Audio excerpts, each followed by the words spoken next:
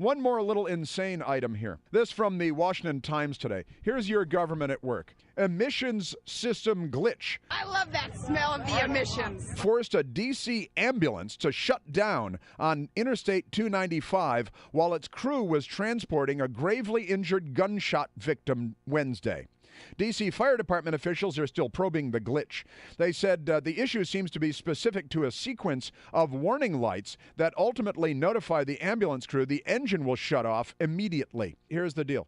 It's got an emission thing. If it's spewing too much in the way of emissions, I love that smell of the emissions. the engine automatically shuts down so that it stays in compliance with federally mandated diesel emission standard. The guy was shot. The ambulance comes and picks him up. They're bringing him to the hospital. They're on I-295 down in southeast D.C., and the engine shuts down because it's out of compliance with the federally mandated emissions standard. Lucky him. I guess he won the lottery that day, huh? I was reminded when I read this of Walter Duranty, the notorious New York Times reporter who lied about Joseph Stalin murdering millions of people in Ukraine while reporting in the New York Times that they've produced more food than ever and the glory days of socialism are upon us.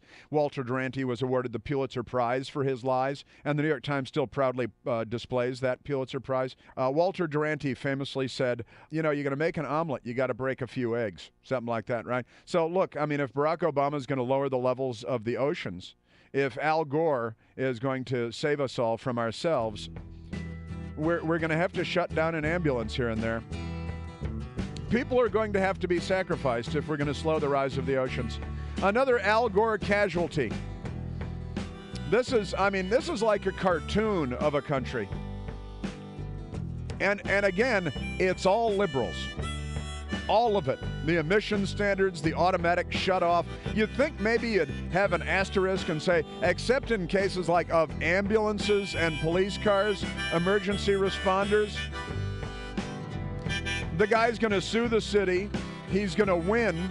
We're going to pay him millions of dollars. And they'll say, oh, well, gosh, guess we should have thought of that first time around. Your government at work. Well, just to fill out this ambulance story a little bit, turns out the man that was shot was 34-year-old Nathaniel McCrae, who had carjacked a car, initiated a gunfight with the police. The police shot the guy. The ambulance came and scooped him up. They brought him to Howard University Hospital. 45 minutes later, he got there, where he died. And so not going to go well for him. Fire officials say, it wouldn't have made any difference. So it wouldn't have had any impact. That's what they said. Not a thing. The needs of the many outweigh the needs of the few. or the one.